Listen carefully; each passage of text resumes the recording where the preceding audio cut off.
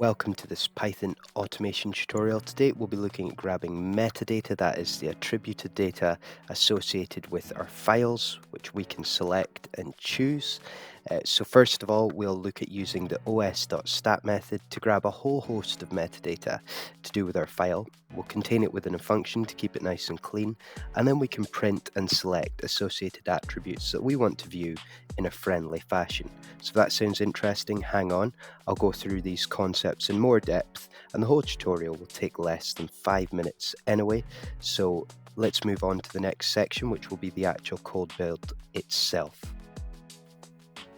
So the first thing that we want to do is actually import our dependencies. So the OS module just allows us to interact with the operating system, and datetime will allow us to manipulate dates and times, because we're going to have some classes contained within there that will allow us to do a conversion that we will require, because one of the status elements that we'll look at for the file metadata returns seconds, so we want to convert that to datetime to get a timestamp.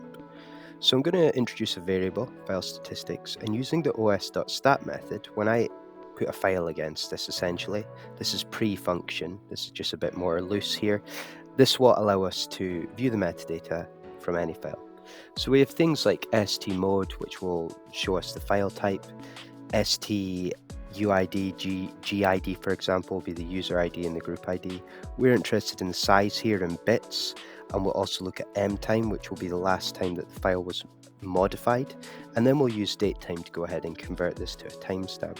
If you do want to look at the full range of returns that you could possibly get by using the stat system call, you can look in the Python documentation under the os stat method, and that will give you the relevant insight. But we're just going to focus on a few things that you would commonly require rather than the full range of things, such as, for example, inode, because we don't really need to know the inode number or the file index.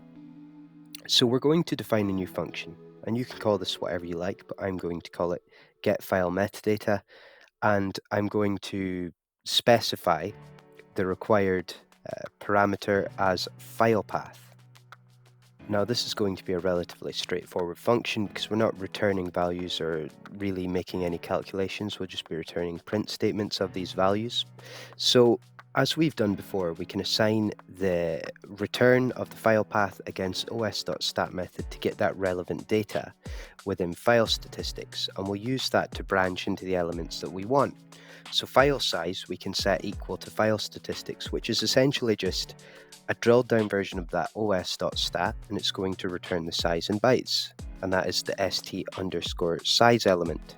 And last modified datetime, we use that st_mtime, which within that os stat call is actually showing the modified time, but we need to convert this to a timestamp, as I said, because this is represented in seconds, a huge number, as standard.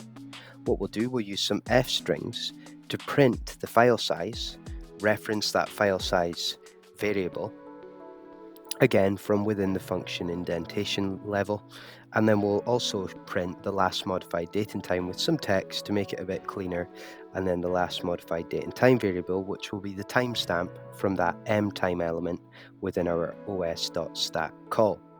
So what we can do now is call the function finally, and we'll just use getFileMetadata, which is the name of the function, and where we specify the file path as the parameter in the function. Within the argument of this, when we call the function, we can specify the file we want. So that is this simple, in my case, this lightweight find highest integer and list.py.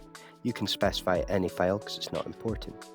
So to refresh ourselves, we go through the function, we need to make that first stat call, that method call, and then we can branch out into assigning variables against the size and the last modified time, and you'll see when we execute the function we get those tidy print statements. File size 211 bytes, and we have the last modified date and time in a handy timestamp format with the date and the time.